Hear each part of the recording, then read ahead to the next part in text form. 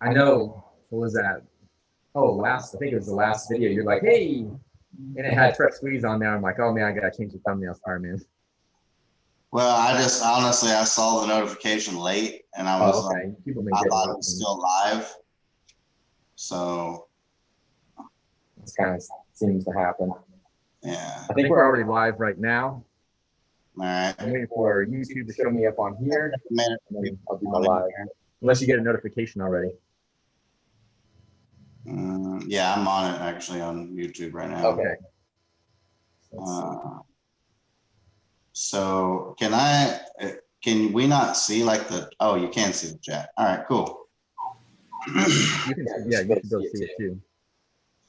That's why I had to do this dual monitor try to. I'm gonna have to do something else. I gotta get rid of that gray screen. I'm gonna eventually think of something to do on that one as well.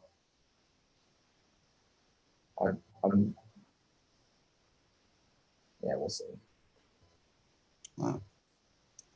Hey, what's going on, guys? Joe with OMGRC.com. Also have a guest as well, Fresh Squeeze RC. So appreciate you joining in, man. Welcome, Brandon. What's going on, guys? What's up, Kent? Kent's RC and RC Addicts Garage. What's going on, guys? And then glad you guys got the notification. I know I had some people were wanting to know, like, hey, what happened on Friday? Like, there wasn't a lot of views, and I think I went a little bit too early. I was like around 6:30, and I know people having to get notifications, so I was like, all right, I'm just going to end it. I wanted just to come and talk about the callback just a little bit, and then I was just going to wrap it up based on views and just, I think I started too soon, so I'm going to have to keep it consistent. Like on Fridays, 7 o'clock, I think is good because people are still driving home or whatnot from work, and this may all change once everything kind of gets back in motion too. Yeah, no, that makes sense to me. Yeah.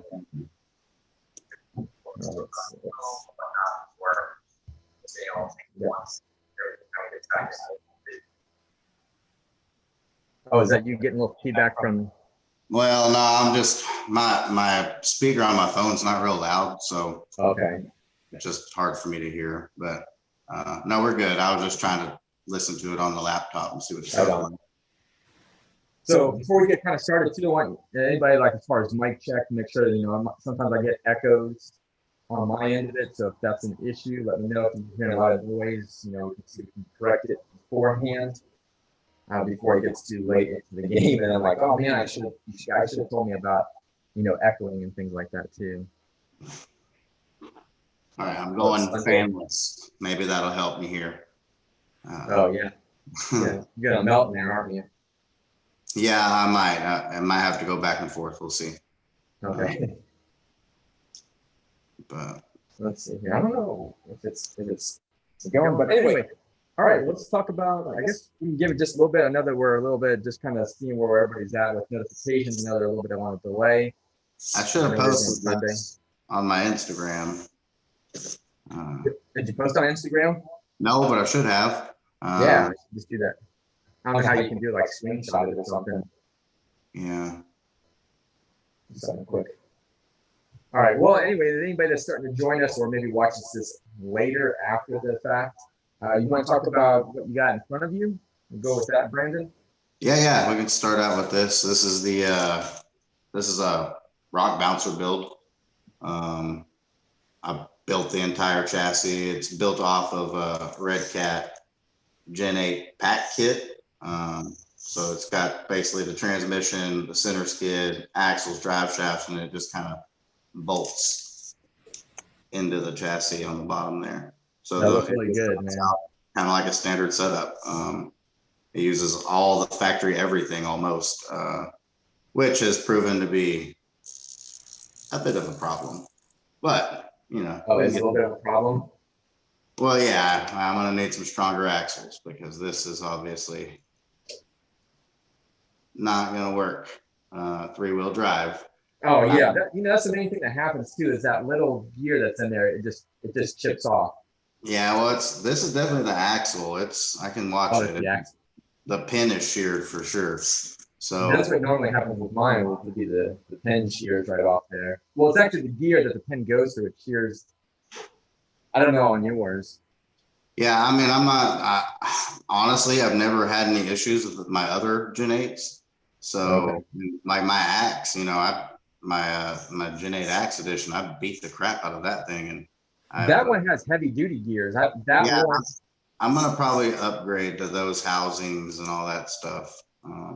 Yeah, because I think this truck probably weighs 13 pounds ish. So yeah, it's pretty heavy. That's for sure. I'm not yeah, sure how much the stock one is anyhow. I mean, it's not a lightweight, but nah, I think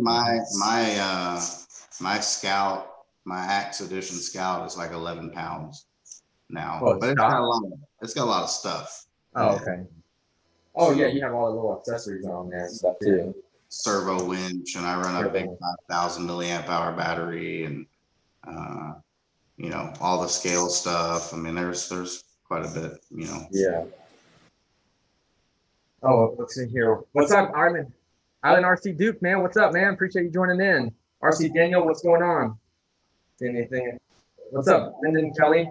Appreciate you joining in. Sorry, guys, I kind of missed it for a second. I was kind of with a fresh week talking about his build from his Gen 8. And that's the, what do they call it? That is, they call it 4-pack, 6-pack, 8-pack. What is it? It's just a pack kit, the Gen 8 pack. Okay. But I remember. yeah, it's got a Max 10 Hot Wing ESC. Right now, it's got a 3,300 kV, actually Redcat motor in it. But I'm taking that out for a 4,000 kV, which the Max 10 will run a lot better. I mean, these motors are just kind of weak. They're on the soft side. Yeah. And then, of course, the new 777 servo from Reefs. Yeah. You want to talk about the 777? Since that just came out, that's just dropped. That's real fresh. Yeah, man, this thing is ridiculous. So it's fully programmable. On 3S, this thing pulls like 1,000 inch-ounces of torque, like it's insane. That's crazy, man. It's a direct wire. It just plugs into the balance port on the battery. So it's super easy. I mean, it's fully waterproof, fully programmable. You have like a little USB, plugs into your computer. You plug that into your servo, and you program a servo. Like, it's nuts, you know. And you can set all your endpoints and how powerful it is and how fast it is, and you know, there's quite a few adjustments in it. It's, I mean, really, really cool setup, and I mean, it just looks great. Yeah, I was looking at Reefs RC as far as their, I think it's USB or something. Is it USB, right? That you can program it? Exactly. Yeah. I was like, wow, that's kind of the first one I've seen as far as where you now get into too much of the high-end servo. But I saw like, okay, you can program it. That's pretty programming. That's pretty cool. Yeah, yeah, it is. I mean, it's a really cool product, and you know, it's got like his patented. I mean, this is like he's got his own patent on the case itself. So I mean, you know, that's a big step.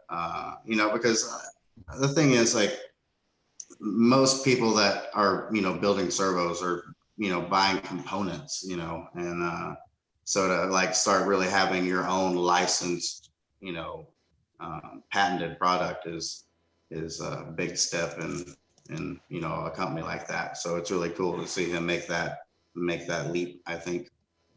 Yeah, pretty innovative. I think they're kind of breaking through a lot of things that I was like, you normally wouldn't think you could produce that kind of torque out of that small little servo. You know, they're pretty weak. This is incredible, and I'm running this on just 3S, and you know, it turns these 2.2s with like absolutely no problem. I will be running 1.9 boggers on 2.2 J Concepts wheels. I've just got to get some more adapters. So these are just temporary. They're horrible, but they do the job for now. Yeah. But yeah, man, it's cool. It's I think once it's like really dialed in, it's gonna make for some like really, really awesome action. I mean, it's really stable, you know, so I think it's gonna be a lot of fun to shred with. Yeah, it looks pretty awesome as far as that. I did see pictures on Instagram, a little bit of it so far, but as far as the detail that's to it. Now, you can let people know too, like, do you do custom work for, you know, as far as other people that are interested in the same type of build? Would that be something that you do or thinking about doing? I think you've done it anyhow, right? You know, on this, I didn't really take inspiration from any one thing, I guess. Just kind of my idea of like a rock bouncer-esque build. But I do have people that want me to build them stuff, and Yeah, and I know some people will think, oh, well, you do it for $100. It's like it's gonna take a lot, as far as it's time consuming. That's the whole thing, People want it, but they don't want to pay the price for it, obviously. Like if you wanted like a custom cage truck, built off whatever you select as far as running gear goes. Like if you already had all the running gear and you had what you thought was every little piece and part that you could ship to me, and then I could weld you something up like this out of stainless. I mean, it's hard to even say. There's a lot of hours, in this case. Oh, yeah.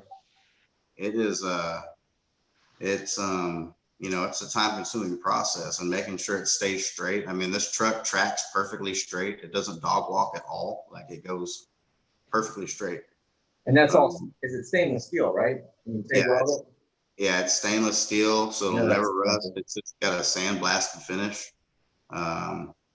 So, it should be good forever. I mean, everything's triangulated. It is strong. Like you're not going to bend it.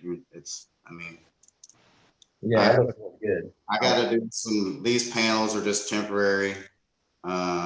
So they're just on there. See, broken axle. That's just fun. But yeah, I'm going to probably do aluminum panels, and then I can just like vinyl wrap them. It's I want to do some like detail in the back with some scale accessories from Pushrod. So I got to get with those guys on some other parts, like a fuel cell, and I don't know, man, radiator and stuff back there would be cool. So yeah, give it some real skill look. Because when I look at it, anytime I look at those with that kind of like that exoskeleton look, I'm like thinking monster truck. Yeah, it does definitely have a monster truck look to it. For sure. It could pass as a monster truck with a little different axles and suspension setup. But I mean, that's, kind of what's cool is, when you build your own, you can just make it however you want it, This is honestly not what I had originally envisioned in my head. This was supposed to like have like a power wagon cab on it, kind of. And I just got really far away from that, and this is how it worked out. But I like it. Yeah, that's awesome. What's up, Gucci? Appreciate you guys joining in. Barbecue in the house. What's going on, guys? So, yeah, if you guys have any questions, comments, or anything like that for myself or for Fresh Squeeze RC as far as with this rig, guys, let us know as far as you guys like it, give a thumbs up, smash this. Here, definitely would appreciate it if you guys are liking, watching right now, smash that thumbs up.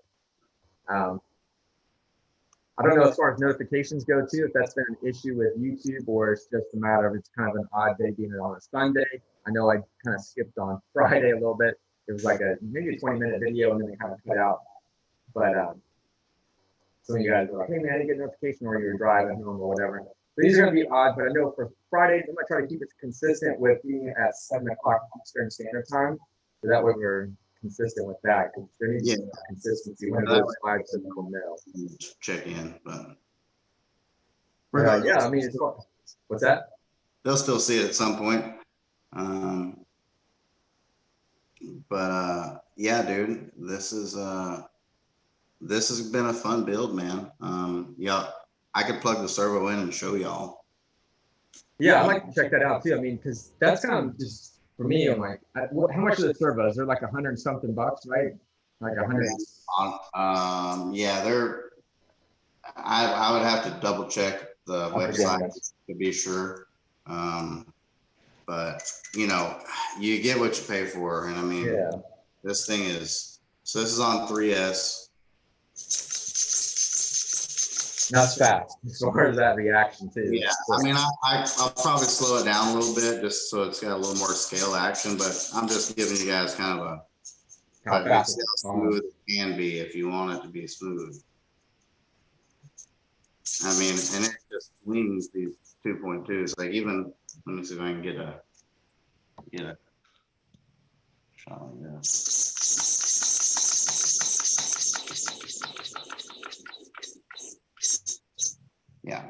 it's just super powerful. You know, I ran it today, and before the truck broke, you know, it never got hot or warm or anything like that. So it's, I don't know, I'm super impressed with the package, and it just, man, it looks great, and it's still that small, you know, it'll fit in everything. So like Yeah, if I you was looking at those servos too. I'm like, okay, we got this big behemoth here, you know, as far as Goliath, we'll call it, but it's the fallback. And I was like, you know what? Those servos would be a lot more powerful than the big servo that's sitting in here. Even though it's big, it's not as powerful as that smaller servo. It's like I could really use some of those servos as far as in my monster truck.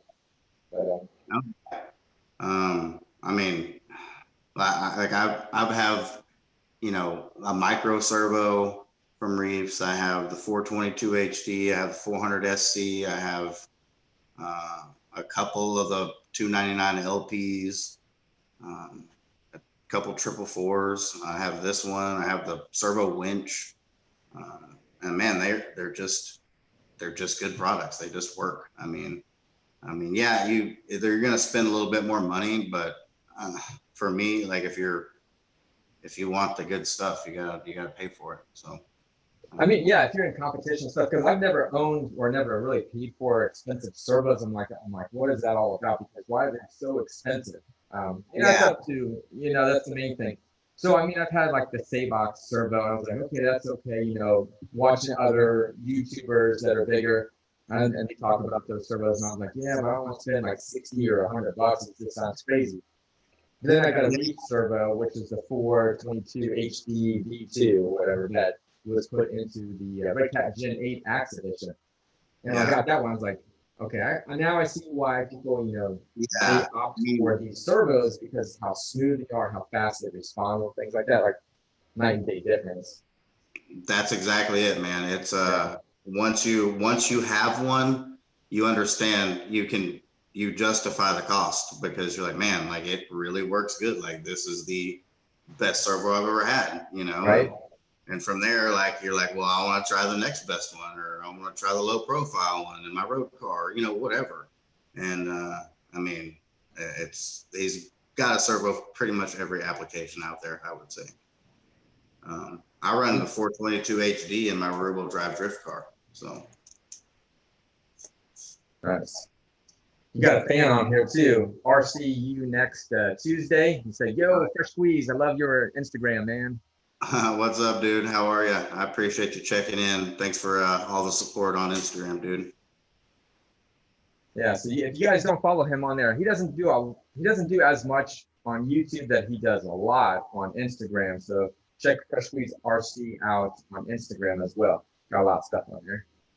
Yeah, one of these days I'll start doing as much as I should on YouTube. I mean, I have so much footage that no one's ever seen. You know, I could make some really great videos.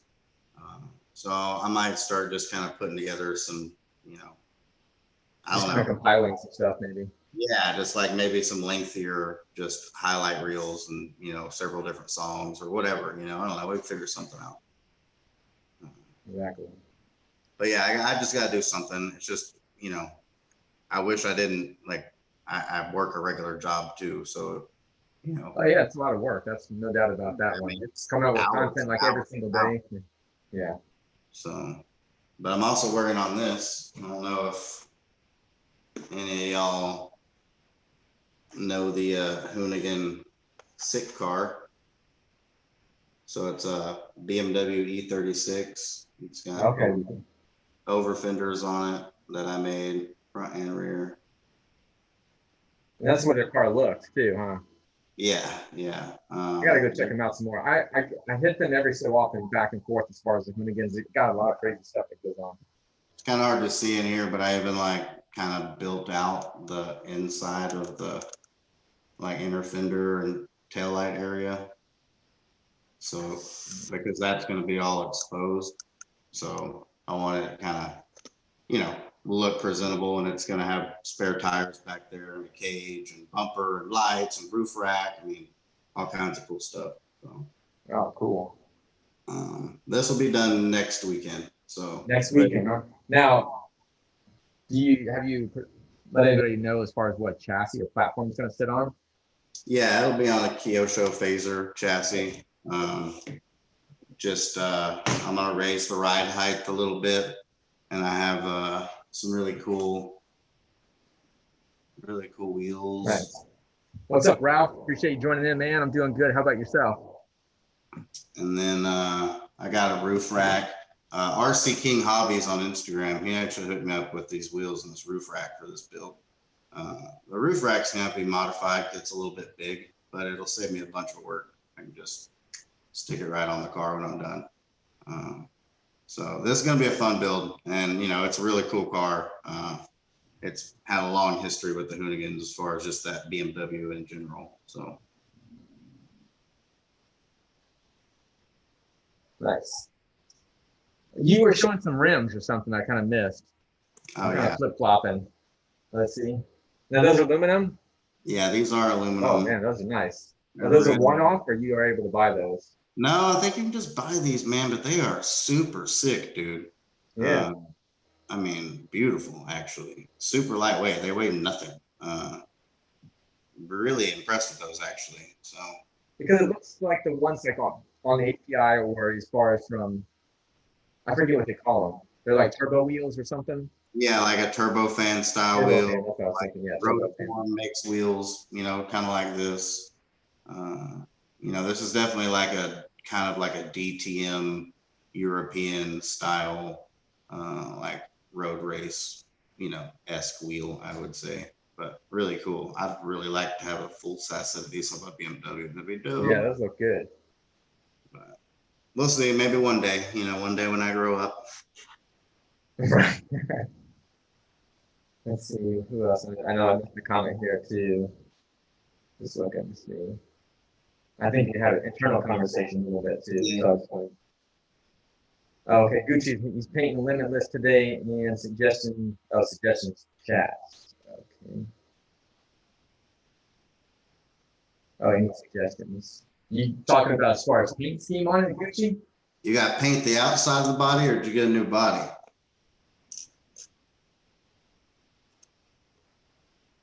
Yeah, we'll have to wait for that one since we got a delay in there. What's up, Andy P? Appreciate you joining in, man.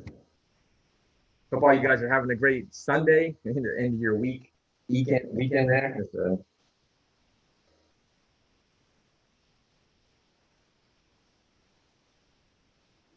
Oh, what's that, Gucci? You're saying? Oh, yeah, I've learned the hard way. Laugh out loud. Thanks, man. We'll do.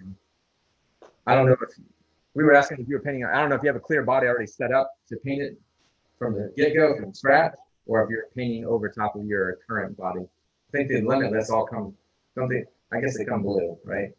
And then you have the option of buying your own. I'd really, really like to get a Limitless. Yeah, that'd be up your alley on that one as far as doing some speed runs. Yeah, man, but speed runs get expensive at some point. Yeah. Oh, it's clear. Right on, Gucci. Well, clear, man. I don't know. Sky's the limit, dude. But it is a real fast truck, so I wouldn't put too much time into it because it's probably just going to break your heart. You know, something bright you can see coming at you fast. Yeah, something bright and flashy. Yeah. And just do one color because you're gonna crash it. Yeah, that's the main thing. Is like once you get that scratch on it, like I just spent all this time working on this body and I got scratches on it now. Like Yeah, I mean that's like this BMW. It's all painted on the outside, so you know, couple good runs and it's gonna look, you know, who knows what it's gonna look like. It's really reinforced on the inside. Like I cut styrene and like E6000 epoxied it in here and stuff. So now, what brand of is that? Proline body? No, this is just something off of eBay. It's some no-name. But it's Lexan? Yeah, it's Lexan. Okay. And I just like all the over fenders and like the wide body fenders in the back. That's all made out of styrene. Gotcha. Because RC Addicts garage. You're talking about narrow your choices, Kate, the Kaiju. excuse me, is in your top 5. Right on. Hey, I think it's a pretty good truck. I mean, again, I've only used it a few times, but I kind of seen a little bit more what it has to offer as far as the power. So I'm definitely liking it more and more that I was able to run it and jump it and things like that. You know, see a little bit of durability, a little bit of power. So I'm liking it so far. Yeah, What's up, man. Hellrider? Those look pretty solid. They look pretty good. Yeah. The only thing is, like when I hit something, the front bumper, I didn't break it or nothing, but it shifts over to one side. It's like I don't know if it's flexing and it didn't kind of bend back or whatever, but you can bend it right back. Or I shouldn't say bend it, it just moves right back over. It's kind of odd. No. Just the way the arms are, they kind of move around. Nothing's perfect, unfortunately. Yeah. But it didn't break. I was like, okay. I was like, oh man, I broke the bumper. No, I didn't break it. It's just I just had to keep straightening it back up because in the videos I was like, oh yes, just straighten it back up a little bit, but one of those things. Oh, an 80s neon yellow. Okay. With pink. Okay. A pink type. Like oh, I got you. I got you, Gucci Skunk. I got something like that. Hold on. Yeah, man, like an 80s cool race book. Okay, yeah. Like a cigarette book, whatever they call them. I got your pink. Oh, yeah, yeah. There you go. Yeah. I forgot about that one that you just posted recently. I think it's bright. Yeah. Yeah, it's super bright. That's kind of how the old RC cars, you know, you wanted bright colors and things, and you started going with darker colors. Like, I like the bright colors. Yeah, I mean, you know, race cars are usually pretty flashy, and I treat pretty much all my RC cars like they're race cars. So, but that's a fun little truck, that Team Associated SC10. Sorry, I got a crick in my neck real bad. I slept on it funny or something, so it looks like if I'm looking stiff. Okay. It's because I am. I am not a robot. Yeah, it's really terrible. But yeah, man, this BMW is going to be cool. It'll be brushless, of course, you know. Yeah, you gotta go brushless, right? And if you watch their debut video of you know, when they finished this, and they immediately like took it outside the donut garage and jumped the ramp and like destroyed the front suspension. So I happen to have a scale donut garage at my house. I have a BMW that's going to be finished next weekend. So I think we can all see where this is going. Hopefully mine lasts longer than theirs did. Yeah, it's kind of a bummer that they already destroyed it. You're like, oh man, I haven't even got done with the 1-to-1 yet, you know? Yeah. Well, they put it back together and then they took it out into the desert and blew the motor up. But it'll be back, man. You can't kill the old BMW. It's like a staple on their channel, you know. So. Hey, are you looking in the live chat right now, Fresh Squeeze? Oh, I got him. Wait. One of the Kyoto Laser MK2 cars. Yeah, Gilligan was asking me. All right. So I've actually run 3S a bunch on the factory setup now, and on one of my cars. I mean, a lot, and haven't burned it up. My experience with that 14-turn motor was in the Rage, which is a phaser chassis, but a lot bigger wheel and tire, really a different setup. And I ran it on 3S and it burned that motor up. But I have one car here that I have been running on 3S with the stock setup on it for months, and it's fine. So, you know, I can't say for sure. So run on your own, at your own risk, but I say go for it. You know what I mean? And it's a brush motor. If it burns, it burns. You just buy like a $10 brush motor and stick it back in there. So. Yeah, I did it with mine. I did it with the Dodge Hellcat as far as the Kyoto. I ran on 3S. I'm like, okay, warning. I was told, you know, you can't run it on 3S. The electronic two controller can run on 2 or 3S like those, but as far as the motor goes, yeah, it's technically rated for 2S. I mean, if it's real hot outside, I'd be careful. I mean, that would be my disclaimer. But like I said, I've been drifting the one on 3S for months now, and with absolutely no issue. So. And King Wally's got something there too for you as well, as far as the BMW. He's wanting you to check out Hidden Motorsports on Facebook. They're a BMW shop. Oh yeah. Actually, I've seen this car. Saw it on Instagram. That's pretty dope, dude. All right, I will definitely check you out on Facebook. I don't do a lot of Facebook, and do y'all Instagram? I don't know. I don't Facebook. Yeah, that's where he resides as far as on Instagram. Fresh Squeeze RC. I'll definitely check y'all out for sure. That's a pretty cool build. I'm sure it's pretty ridiculous.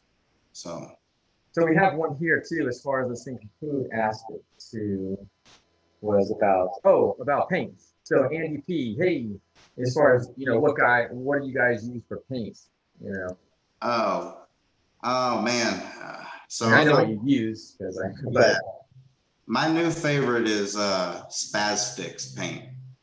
That stuff is the best RC specific, Lexan specific paint I have ever sprayed in my life.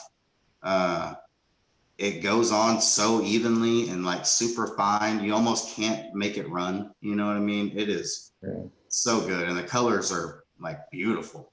So that's what I like to use now. And you can get that on Joe's website. It's not very expensive. It's pretty inexpensive anyhow. You know what colors you're going to use. I mean, if you're doing like a candy, you have to factor in, you have to buy a base color to go on over that. But man, like on these, like if I'm painting the outside, I just use like Rust-Oleum in a can, and I just scuff the body up real good and shoot it on there. And it's the one that bonds to plastic. So I always prime it and I sand between coats. I mean, I do a lot to make it'll last for a while, but eventually there's going to be paint chipping off of it and stuff. It's gotcha. What's up, King Wally? Anyhow, I know I didn't say what's up, man, but I appreciate you joining in. But yeah, Spaz for the win. But Duratrax paint looks great too. I've used that a lot. That's what I have. I have Spaz and I do have like the Duratrax as well. I've used a couple different ones, but those are the two. And then like the Tamiya, Maya, whatever, those paints. Those have been the three that I've typically used. All right, King Wally. I will hit you up on Instagram when I get done with this. So there you go. Yeah, definitely rad. I mean, I have a 325 Ci that I'm building right now too. So I'm definitely pro BMW. Aubrey. Oh, so Ralph, as far as when it comes to, so let you guys know too, when it comes to Team Associated DR10s, we were short. We didn't get any as far as the DR10s. Even our distributor didn't get but a fraction of what they were supposed to get. So unfortunately, the way it went is people either, because it went for like 90 days, things were like, okay, if you pay for something, basically, if you're using Klarna, there's two different ways. Either it goes for like 128 days, somewhere right around there, then you have to refresh it, or if you did like a slice up into 4 easy payments, it's only good for like 28 days. And then basically, if it doesn't, either doesn't ship, then it gets canceled. So that's what's happening. So what does that mean? That means the people that were in line got pushed out of line. And then if they said, hey man, let me get back in and let me, I want to order one, just that, Klarna had canceled. So I was like, all right. So that the sucky thing is that some of you guys that might have ordered one and that happens, they didn't get a car. And I was like, man, you can help me out a little bit here. As far as the distributor, it was just a bad deal all the way around. So I just want to kind of let you guys know on that one. I'm pretty upset because I lost a lot of sales. And actually, just over the weekend, somehow I'm redoing this website probably tomorrow. So I might not even have a video out. I'm going to be working on it because there's a lot of duplications that are on the website that happened when I relisted a lot of stuff, and it's just messed up. And then also I had issues where the Team Associated DR10 somehow showed a quantity of like 2 or 3 on the website. And I was like, no, that's not correct. And I even checked, seeing if we could get any, it was like there was none. So yeah, I just got to get a refresh tomorrow as far as pull everything down. So yeah, I'm not happy about it, but I need to clean that thing up and start over. And there's a lot of stuff that people ask, like with Redcat. Redcat unfortunately gives me a description of this little bit. Yeah. And then people come onto the website and they're like, hey, so what does it come with? What's the size of it? All this other specifications that you should be able to have. It takes a lot. They don't give me. So I was like, oh man, gotta go through it all. So missing fails, that's for sure. Yeah, you'll get it. Boba Q, yeah, mirror chrome. I haven't tried that yet. I've been using metallic silver backer, but I really like the way that looks. RC Addicts Garage, I appreciate that, dude. That was I've been wanting to try that for a while with the whole matchstick thing. So that was a fun video to make. I got another little clip coming from another attempt also. Successful attempt, but it's pretty good too. So what was that one? That is that the you were saying about the matched one? yeah, so basically I just glued a match to the back of my Redcat drift car. Right. Okay. And then I cut the little striker section off the box. Gotcha. Okay. And taped it to one of my scale containers and then drifted by and struck the match on it. That's cool. Nice. So, yeah, it was pretty fun. It was something, it was just something I wanted to do. It's been done before. I've seen someone else do it. It's that one guy that has, I don't know. It seems like he has like a small drift car and he's always on these square tiles. And he's always doing like really almost like things that seem too perfect. I'm not trying to discredit the guy. I don't understand how he does it. He's like a magician. But I've seen him do some fun stuff and, it was time to try that. So it's kind of like Dude Perfect, right? When you're like, how many times did it actually have to do it to actually get it right? Yeah, I mean, I'm not gonna lie. I didn't strike the match on the first attempt. You know what I mean? If you did, you're like, man, I got skills. Yeah, for real. You could see in the video like where there's like a still camera. You can see there's several marks on the container where I had drug the match on the container but missed the little striking pad. So, I mean, it'd be easy to do with a strike anywhere match. So, anything you touched would probably just strike it, I guess. So, nice. I mean, you can say that with a lot of stuff as far as when people are drifting, they're doing certain scenes like there's already tire marks that are there right where they were going. And like, okay, they had to do this a few times. Oh, yeah. I mean, Ken Block and, I mean, it's difficult, man. Like they had that series on Amazon, I think it was, that was, kind of their behind the scenes leading up to the Gymkhana, or the last, the hill climb in Tokyo or whatever. And, they're talking about like, like we might do it more than once. Like we want to give you the most entertaining shot, like the most angle, the most, like the cleanest run. Like, I mean, there's so many things, like I don't always do it on the first try. I do it a lot of times on the first or second try, honestly, you know what I mean? But on camera, I, of course, I've already done it off camera at that point, so yeah. Except for the match, because I knew that was going to take some tries. So we just rolled camera the whole time. That's the thing. It's like, oh, let me just experiment real quick. No, you need to get that camera going because you're going to get it probably the first time or something like that. And you're like, not going to be able to do it again. So many times I've done that. Like I pulled off something like impossible 3 or 4 times. And then, I'm like, get the camera rolling. And then I can't do it. I can't do it again to save my life, man. It's so frustrating. But What's up, Fred? Appreciate you joining in, man. RC Addicts. How long did it take to get it? Man, I don't know. 5 minutes, maybe. Yeah, max. Because no, less than that. There's like 3 minutes of video. So 3 minutes, and not all of that was even driving. So it's hard to hit that little. I mean, you're talking like a little 2x2 patch. You gotta strike that match on. So it's definitely it was more difficult than I thought it would be, to be honest. I thought I was just gonna kind of do it, but it took a couple tries. Yeah, that's pretty awesome. I didn't see that one. I have to check that one out on Instagram for whatever reason. Like I was saying to you prior to going live, I was like, I was looking through the videos and I didn't see anything. It said I was all caught up. So apparently I didn't go down far enough or whatnot. Especially if No, you're closer. it's pretty good, man. It's pretty good video. Now, was that the one that's yellow looking car? Yeah, that's the old Mustang body. Okay, the old Mustang one. Okay. Yeah. I gotta It's the check it out one. once we get down here. Yeah, it's the second to the latest video clip.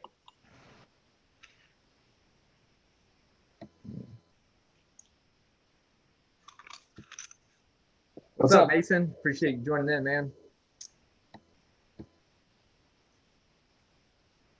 So, and the reason why we got this one as far as the HPI racing, as far as their jump shot too. Now, this one's been on the wall in the corner for a long time. The reason why is because I put a brushless system in it and it destroyed the transmission for the most part. Now, in the transmission here, I've kind of gone over it a little bit before months ago, but it's got 2 steel gears and then 1 plastic gear.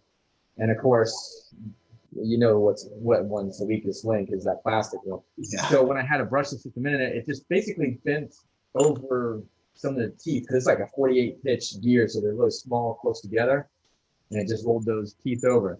So I was like, all right, I actually kind of straightened them back out a little bit, and then I just put a brushless system or a brushed system in here. So this thing probably does maybe 20 miles an hour, whatever. I'm like, okay, I'm cool with it for right now because it's still not a bad vehicle, and I did put these tires from some Banggood sent me. Going fast isn't always what it's about, you know what I mean? Like this little truck here is not fast, but man, it's a lot of fun to drive. You know what I mean? Yeah. You just kind of got to expect different things from it. You know what I mean? You're obviously not gonna like clear a huge gap with it or whatever, but it's fun driving a slow car fast, if you know what I mean. You know? Yeah, you're not pushing the limits of its suspension capabilities or its aerodynamics or anything like that. You're like, hey, you can handle all this stuff that you throw at it. And it's just less stressful in a lot of ways, you know what I mean? Yeah. You can be a little more relaxed and stay out in front of the car.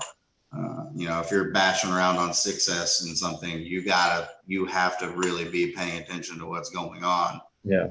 You're gonna crash it, you know, and so that, you know, like I said, I've really had a lot of fun, like with that SC10, the Outlaw Rampage Pro, you know, stuff like that has like made me realize that, man, like, all right, like you can still like go off road and do little jumps, you know, you just put it in the right environments and you can still have a lot of fun, you know, with low impact, low cost fun.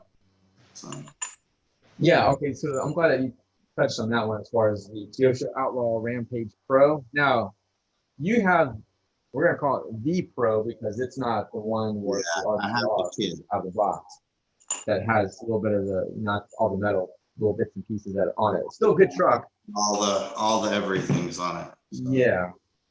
So have you had your hands on the RTR? Probably not, right? No. I mean, mine's got the heat wave. Yeah. So yeah, here's mine. I mean, but man, this has been a super great truck for me.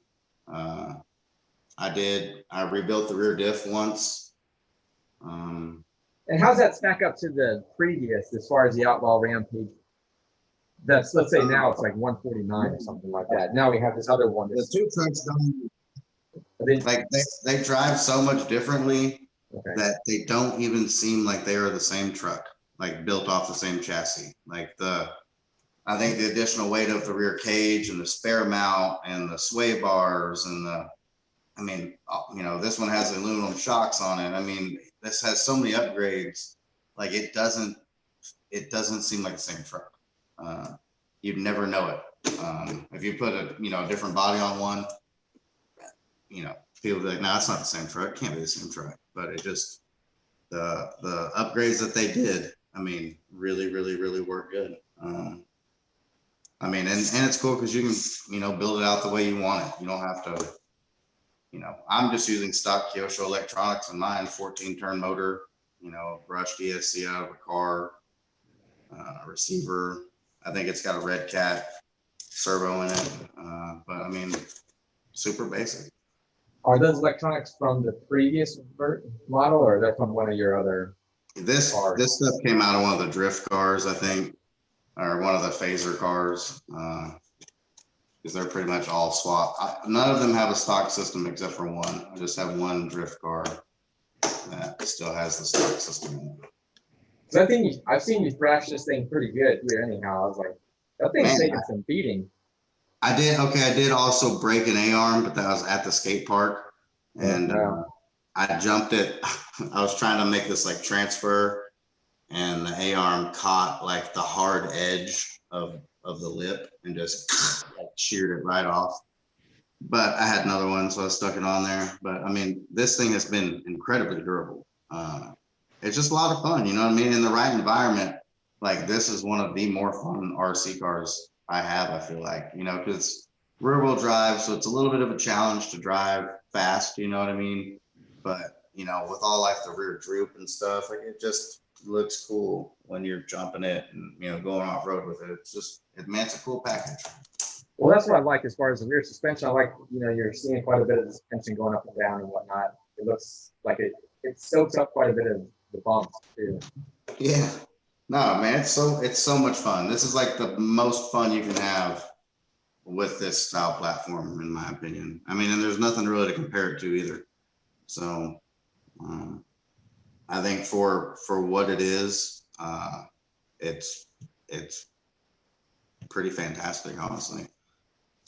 I like to see a couple things, you know, but you know, they fixed some steering issues, like the original version, the original RTR kind of had a slide rack steering system, and it was just not good. It was plastic on plastic, and dirt and stuff would get jammed in there, and your steering would get sticky, you know, and it wouldn't find center and stuff. Well, now it's got bell cranks and stuff like that, and just, you know, it makes it a better truck. I did put it's got some like Amazon KLR tires on it. I hate to even admit that, but they work really good on this truck. And I know you've mentioned those before or something. They're like, hey man. Yeah, they're rock hard. You know, I couldn't imagine crawling on them, but the 1.9 tire works perfect on this truck. And you know, just like some cheapy eBay aluminum beadlocks. And I mean, this is really, really a fun combination. It's got just the right amount of grip. I also like put an earplug in the rear diff. So it's got, you know, makes it kind of hard to drive. You got to really drive the truck, but it's cool. You know, it's a challenge, but it's fun, man. When you get it right, it's very rewarding, you know. What's up, Sergeant J's? So Sergeant J's there, RC Adventure said, Sweeties, you made me get the mad van laugh out loud. Yeah, man, that thing's cool. Like I said, maybe just don't hit it with like all the power. I think as a, you know, it's a phaser platform, so it can handle quite a bit of abuse. But I think with the weight of the big wheels and tires, like a 3300 kV system brushless is all that you need, and it will last. I've had a couple parts wear out on me, but I'm running 4600 kV power through it. And I'm also extremely hard on stuff, so that could be the problem. But it's only been like, well, I had one spur gear and then a drive cup and a rear diff, and that's it. So the drive cup, are they plastic or are they metal? They're plastic, but they have a so you can't get metal ones for it? Kyoto offers them. Okay. I thought they were probably. Yeah, they offer like a metal cup, I believe, and they also offer like a CV axle upgrade, so you can get away from the dog bone. But you know, Mason here, he's asking about, what do you think about aluminum arms? Now, are you talking, Mason, you talking about aluminum arms in general, or are you talking about as far as on the Outlaw Pro? General. Probably. I just gotta stay away from that. Yeah, Mason, I'm gonna say don't. Just for a number of reasons, because probably what's gonna happen is whatever that aluminum arm connects to is now the weakest link. You need to have like a breaking point somewhere, and I prefer to have my breaking points super cheap and super accessible to fix. So if you go put an aluminum arm on there, the next time you break it, it's probably going to break the bulkhead, which is going to be like way more of a pain to fix and take way more time and most likely cost more money. So I say no on aluminum arms personally. And I've always said it too. It's like aluminum has it has its place in the RC, but it's just certain areas. You know, for certain things, you know, if you're just building like a shelf queen or something, That's or, pretty much what I see them as. Yeah, I'm just, you know, like aluminum shock towers. Yeah, put those on there for sure. Aluminum bulkheads, absolutely. But aluminum arms, I just don't think it's a good idea. Yeah, agree. Agree, level 1000. Exactly. Final answer.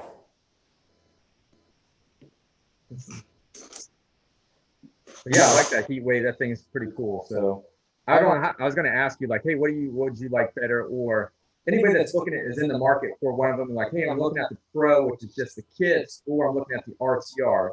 I'm going to say like, if there's a little bit of, depending on your background or what you're comfortable with, then that'll be your deciding factor more than likely. Well, all right. So what is the kit Pro cost? Like I think it's like 219. Yeah, $219.99, and that comes with everything but electronics and paint. So, like for me, I knew I wasn't going to put a bunch of power to it, so I had like a stock brush system. And I'm just saying, like, you know, theoretically, a lot of people out there could have an extra servo. You know, just any servo, just put a servo in it that works. Yeah. A stock brush system out of something, put that in there. You know, maybe you got to buy another receiver and transmitter off eBay or something. But to be able to like basically put that truck together out of spare parts and run it and have all the upgrades that Kyosho makes for the truck, I think makes the Pro almost ready to run kit version the best buy, in my opinion. Yeah, because if you add up all those aluminum parts they're getting, like the shocks, the front, what is it? The shocks are a big selling point to me too, because man, those things are silky smooth, and they've been that way since day one. The shocks. Yeah, just added 30 weight oil to them, and it was ready to go. So I really, like I said, I really have enjoyed that kit version of the truck. I mean, I did wear the one diff out, just the drive gear in there, but you know, it's plastic and I run in the sand and stuff like that. So what's up, Big Papa? I think what people got to remember is, you know, RC cars are made out of plastic mostly, and the faster you go and the harder you are on them, the more they're gonna break. And that's just any RC car. I don't care what brand it is. I don't care what anyone says. You can break them all. If you crash any RC car into, you know, a mailbox post at 50 miles an hour, you're probably in trouble. And that's just the way it goes. You know, if you're on the throttle relentlessly, you know, you're gonna wear parts out. You gotta know when to get off the throttle sometimes too. You know what I mean? Yeah. Gucci, out of here, man. You're peacing out.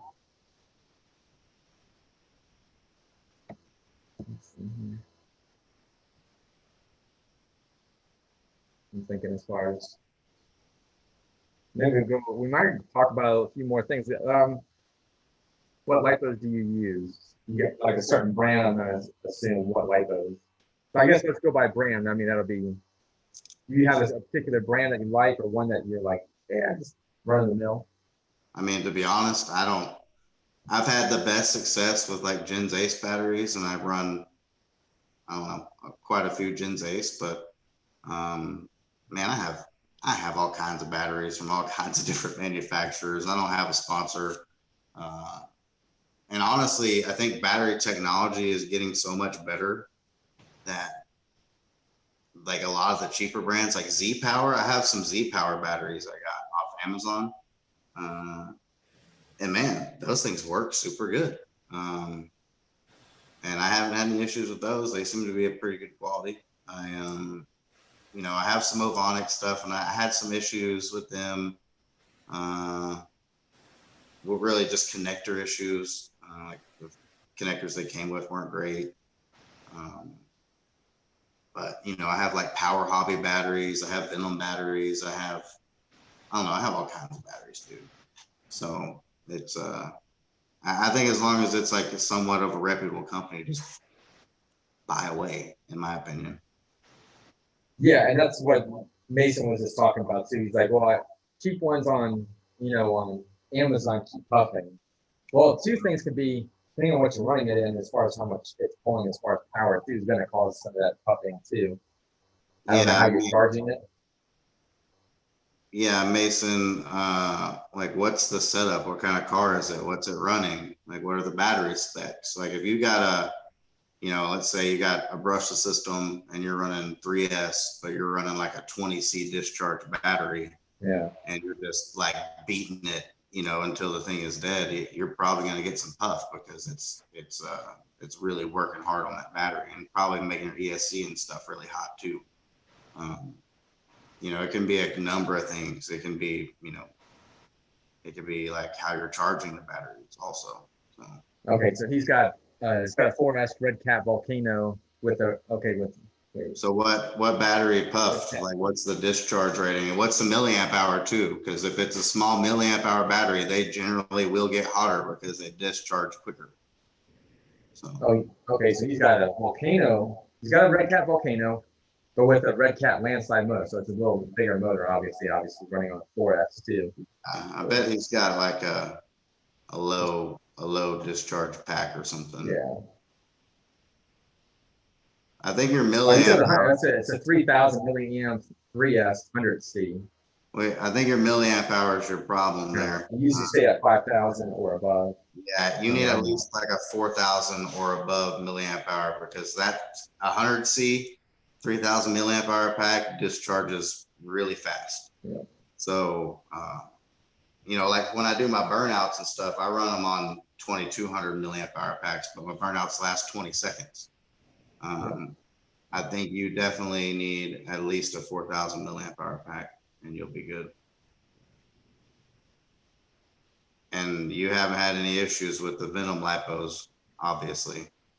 So I think that shows right there, your 5,000 milliamp hour packs are fine if that is the case. So. And it was kind of bounced right back. But Gilligan was like, what do I need to fit the upgraded metal gear drive shafts for a 3S? I guess, what does he need? Right? Let's see here. If you're just running on the brush system, you can get by without the drive shaft probably. It's probably going to have some run out. You might hear it, but you'll probably be all right. But I recommend it. It's a really cheap part. You can find them on eBay if Kyosho doesn't have them right now, or just Google it. But I mean, it's a cheap part. It's a great upgrade. It goes in, really quick and easy. So I would just, and it looks good. Like, why not spend the $10 on it? I was gonna say it's like $10 right around there, and if you're going to it's like it looks cool, put it in there. It's a well-needed upgrade for sure. I wish Kyosho would offer like a pro version of the phaser. That would be cool. Right. Like with like a bunch of the factory upgrades, like maybe some carbon fiber shock towers and. No. Then I'm looking on Kyosho Japan, and they have something like that. I don't know if it's going to come here or not, but they have a chassis. It's more like a pro chassis. Really? I need to check that out. Check that out. It's been a little bit since I looked at it or whatever, and I was like, that's interesting. They're going to have, everybody's getting these chassis. They're like, here you go. And it has, I'm going to have to look at it more so I don't mess myself up for it. I tell you which one I really like that Kyosho just dropped is that new 12th scale like pan car. That's like chain drive, 4-wheel drive. They're like legendary series. Is that the white one that they? Yeah, the little white, sleepy one, dude. Man, that's a cool car. I gotta have that. I gotta have that. What's up, Joshua? Appreciate joining in. Let's see. Should I use a high? Oh, let's see here, Mason. Should I use a high KV low gearing or low KV high gearing? It's Mia GT02. Okay. If you're talking strictly speed run stuff, high KV, high gearing. Like let it eat, man. Yeah. And then run it once and then check your temperatures. Yeah, but I mean, like I run my phasers, like my drag car and my speed car, like with I think the highest you can go is like a 37 tooth pinion on whatever the spur is. And I mean, I run them geared up. I think my one has a 4.5 turn motor in it, so it's pretty fast setup. Yeah, when I saw you get one of those, I was like, oh, he's doing something, some kind of speed run. Nice. Yeah, what's up? Bang your head. And I can run it for probably 5 minutes. I can make a bunch of pulls and back-to-back passes, but it does get hot. So yeah, I would just say let it eat, dude. Yeah. High KV, high gearing. Basically, what I did with that small little car, I was trying to get a higher KV motor in there, but I didn't opt for the highest one. I should have. Get higher speed runs. Yeah, I got, I built that Centon and I wanted to do some speed runs with it, but I'm just having fun kind of bashing it around on the street with those Pro-Line Street Fighter tires. It's just like a fun setup on like 4S and 5S. The thing rips, man. 6S, it's just too much power for those tires. Yeah, the Street Fighter ones, yeah. Yeah, and I got the 2.8 though, so I got the wide ones instead of going like the 2.2 3.0 route. Okay, yeah, so I had to clearance the knuckle a little bit, but it all fit. And I mean, on 4S, it's super stable. 5S, it'll get a little weird, but 6S, you really can't get full throttle. It gets nuts. So it's on 2600 kV system. Yeah. You see that with Mason too, because I have a 3000 kV in it right now. I use the Dremel to make it, to fit a 33 tube pinion gear on 3S. Gotcha. Well, Mason, if you want to go 80 miles an hour, you're going to need more than 3000 kV in that car. Yeah, that's too low, man. It's because the way the final drive comes out, you're just not going to be able to get there. You're going to need something like closer to like 6,000 kV and all the gearing that you can put in the car, pretty much. If you can get close to 6,000 kV on a 33 tooth, you can run 80s, I think.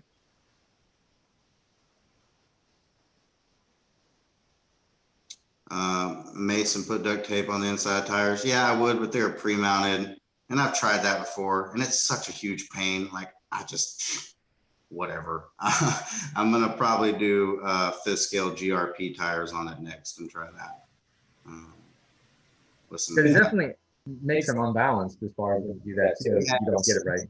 To get that right, you know what I mean? But I'm gonna do the 5th scale GRP tires. I think will fit on that body. And I got some adapters coming, so maybe here in a couple weeks I'll put the cat pack on it, and I'm gonna upgrade from Dean's plugs to EC5s on everything. And are you putting EC5s on there connections? Yeah, for me, I think the EC5 just makes the most sense. Like the XT60 and 90 and 120 or whatever. Yeah, they're cool, man, but you're just paying for a lot of that plastic. Yeah. Like the EC5 has a ton of contact area. It's got a ton of room for big wire. I just don't really see any. Are they pretty inexpensive? Are they less? Yes, they are very, very cost effective. They're easy to solder. That's the way to go, in my opinion, because you just solder the ends and then you push them into the connector, and that's it. So. Yeah, because I think I got mine from I was like, okay, XT90s, XT60s, and I got them from like Hobby King or something like that, because you try to get them in bulk, trying to get them from somewhere. Yeah. I get them really cheap. Just try to. I think I bought mine off Amazon. I got 20 and 20. So, but I don't know. On my higher power stuff, I've been melting Dean's plugs off of batteries and ESCs and everything else. Are you running the Dean connections? You run the Dean connections?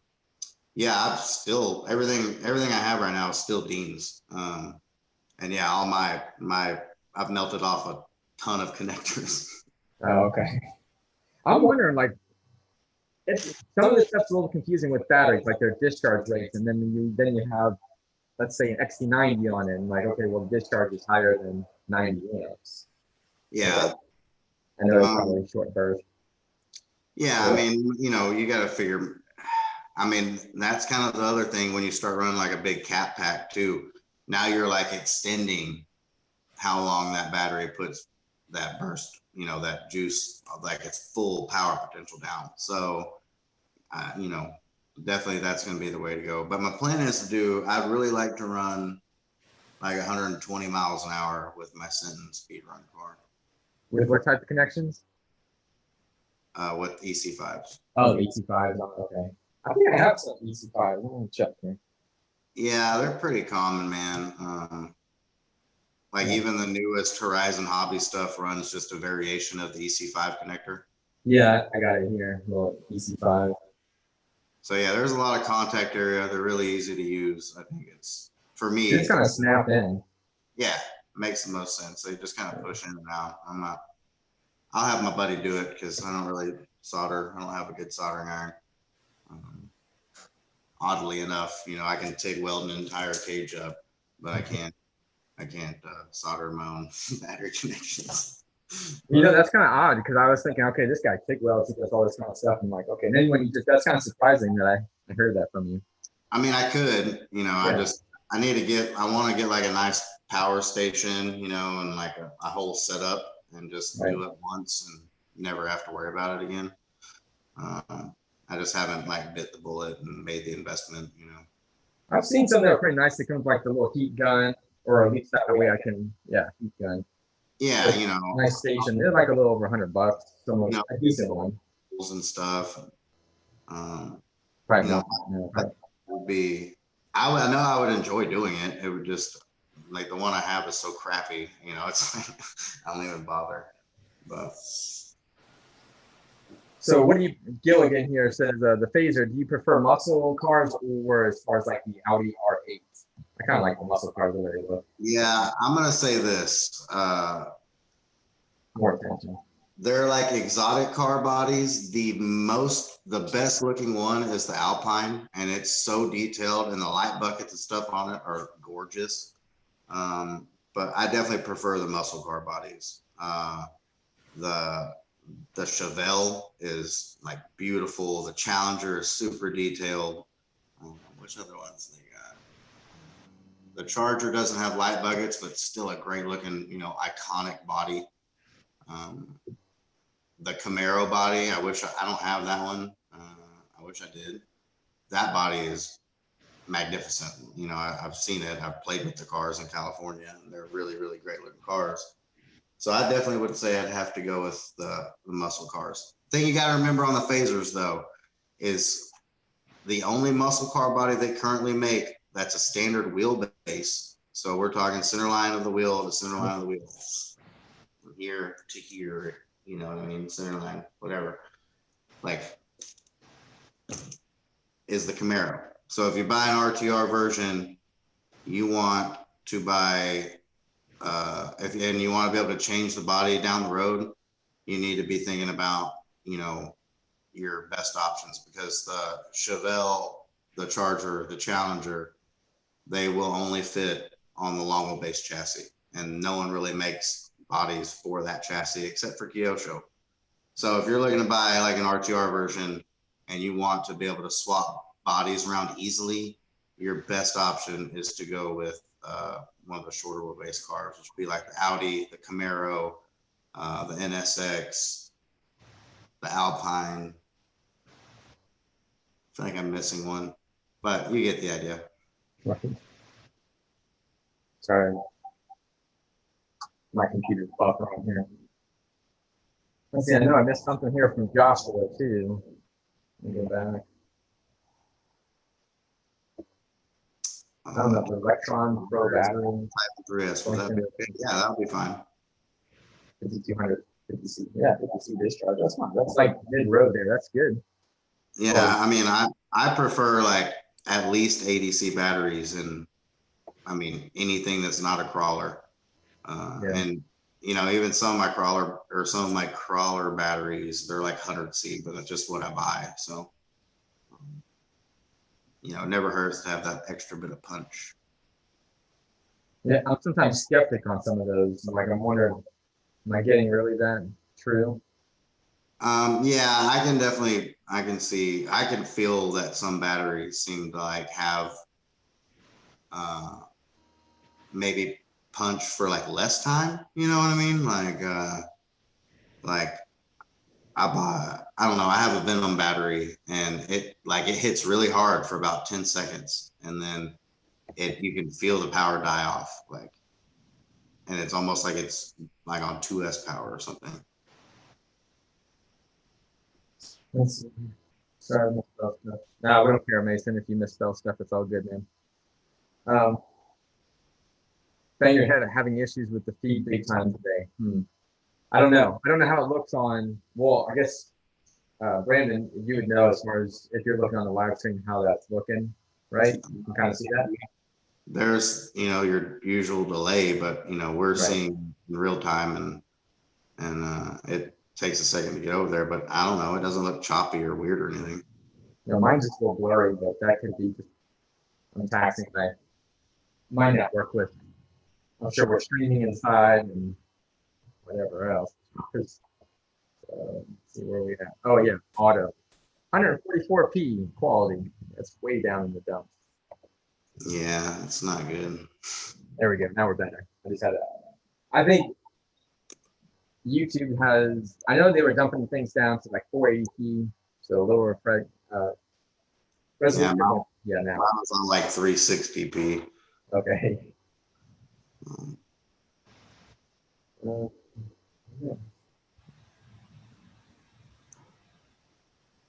Oh, here we go, Joshua. Can I run ADC in the Python? Yeah, man. Why not? It's more of an overhead than it is like you're not. Yeah, hurt nothing. Yeah, exactly, Joe. You're sitting there waiting for it. If the demand is strong, at least the battery can provide it. Exactly. It's better to have more than you need and than not to have enough. You know what I mean? Like I said, really, like in a basher truck, just make sure you got at least a 4,000 milliamp hour battery in it, because it's gonna pull down with a high discharge battery. And yeah, Mason, I built the entire chassis on this. So just the center section and axles are Redcat. So what's it going to take for you to get one of those for me? I never did answer that question, huh? No, I'm just saying for me. Oh, we can work something out. I would like to do the trailer, but I think some kind of skeleton frame like that too would be pretty awesome. Yeah, we can do something soon, man. You're pretty busy. I mean, cage work is, like something like this is so involved because it's basically, I mean, like we're talking replacing, there's no frame rails on this truck. Like it's all integrated. There's no. It looks really good. There's no frame. So this is all. You just can't buy that off the shelf kind of deal. That's what's cool. It's its own structure, and to be honest, I didn't like make any drawings. I didn't take a single measurement, except for like during the build process. I didn't like say, oh, well, part A1 is this long or whatever. So, I'm kind of like organic about the way I do it. I start with a general idea, or like someone, I've built a lot of people bumpers and cages and sliders, and you always start kind of, I get what they kind of expect from the project. And then I start with like my idea, and then it just kind of like, it changes itself along the way, just for whatever reason, from a design standpoint, like for functionality or just aesthetically, you just kind of got to go with the flow of the project in order to, I think for me to make it the best, I don't want to have like a blueprint so much. Exactly. What's up, Tyler? Appreciate you joining in. Let's see. Oh, and also Mason was asking as far as what do you use for tubing? It's TIG welded, and this is not tubing. This is solid 3/16 410 stainless. So this is not bending ever. Yeah, exactly. That's why I wanted to show it, read it too, the way he said it, knew that it was stainless steel. I'd like to do a tubing cage and braze it together because you can't really TIG it. So you have to do the brazing at that point, just to see the weight difference. Because I mean, I'm sure it's crazy how much weight you save with tubing. But that being said, I like a heavy truck. Like, they look good. They look awesome in action. They look like a real truck. So, you know, if it's not at least 10 pounds, I'm not really into it for crawling and stuff. At least it keeps the weight down. I mean, as long as it's distributed, it's probably pretty decent as far as quality. Yeah, I mean, this one's, I don't know, it's a little front heavy because it's got, you know, it's got the 777 up front and the motor and transmission. And that's not really a bad thing to have it being front heavy on a crawler. Yeah, but it's not crazy front heavy either, though. Okay. It's, you know, it's actually fairly well balanced. I'm gonna weigh it tomorrow at work on the good scale and see what kind of weight it actually is. But I'm thinking it's, you know, at least 13 pounds with battery. We'll see. That's a beast. Yeah, it's been cool. It's been fun. It's been a long project. I'm kind of glad to get it wrapped up. Honestly, it's kind of been like sitting over there looking at me, you know, like, hey, need you to get on this thing. So it's cool to get it running and moving and driving. Yeah, Tyler, that is the Gen 8. You're correct. Good noticing that. Yeah, Gen 8 pack kit. Yeah, the pack.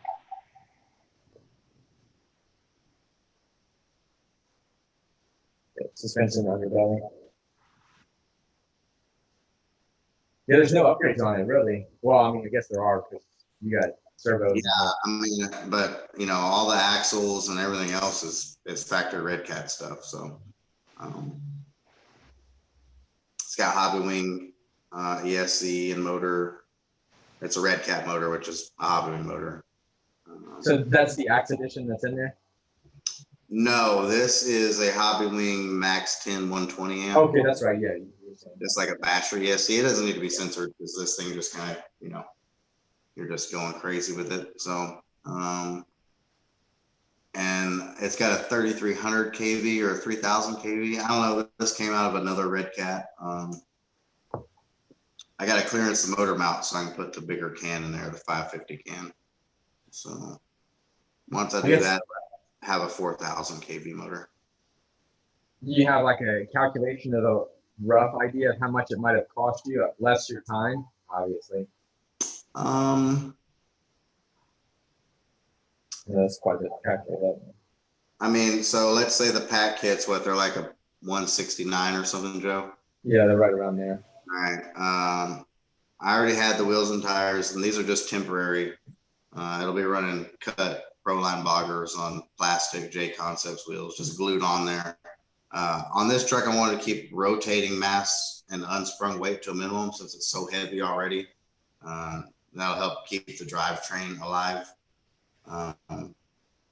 You know, the Reef servo, you know, they're like 100.5, I think. And it's just got stock Gen 8 shocks in it.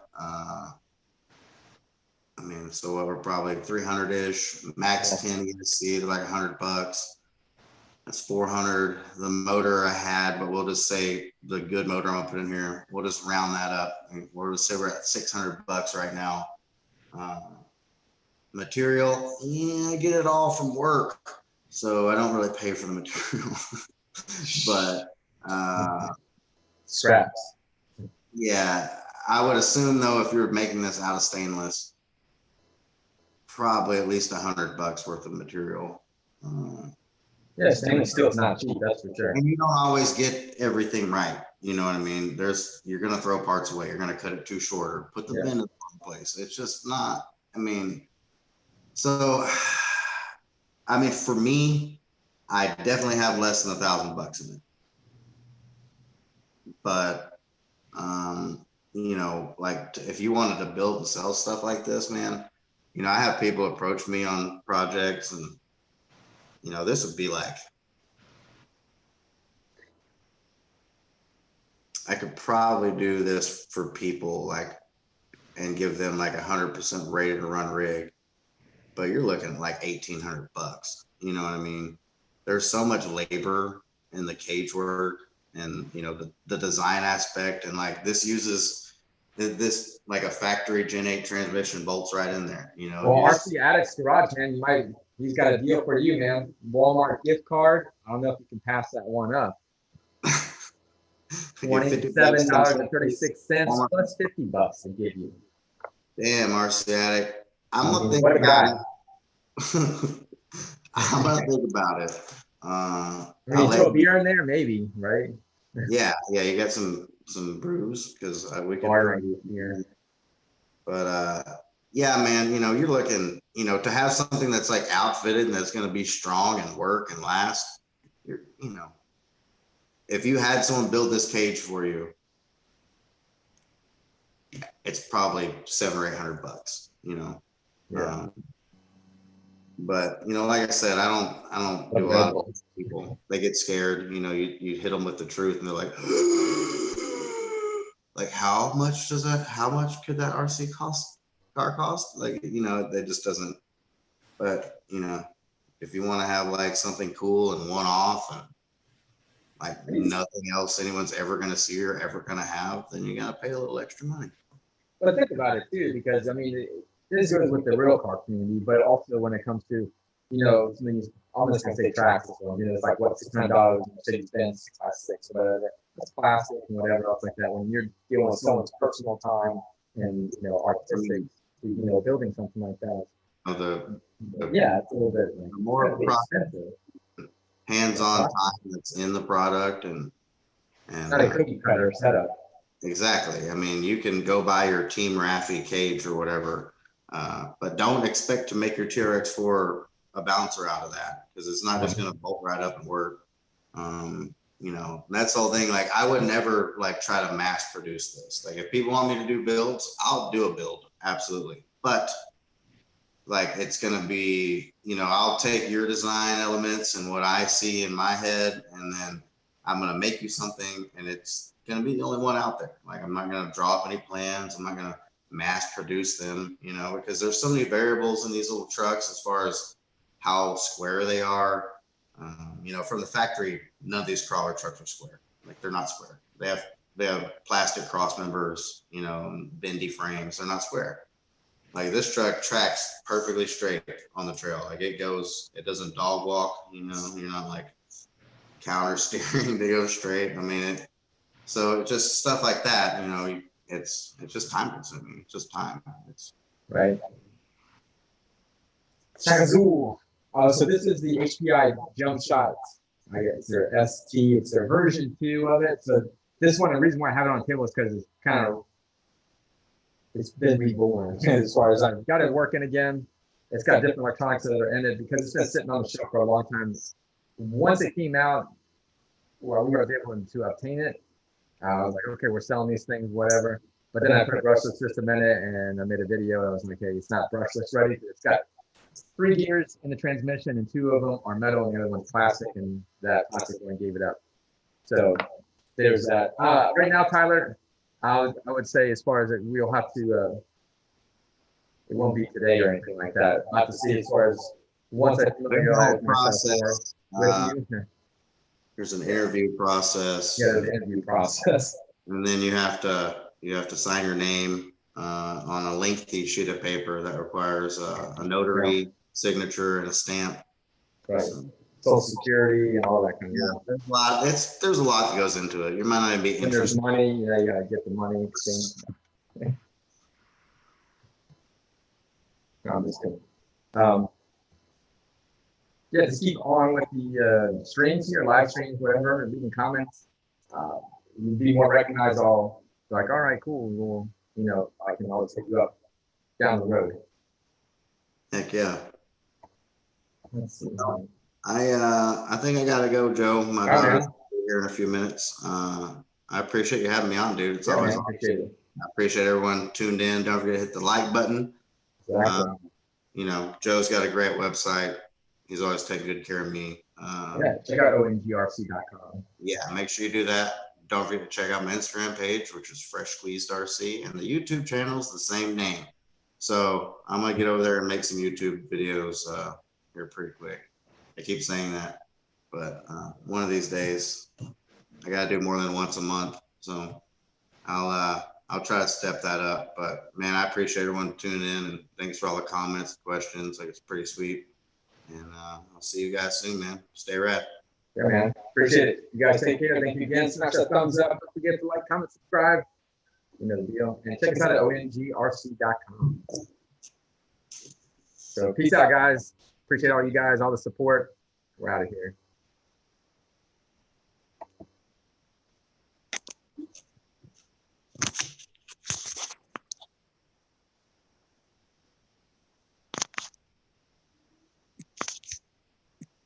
Still going.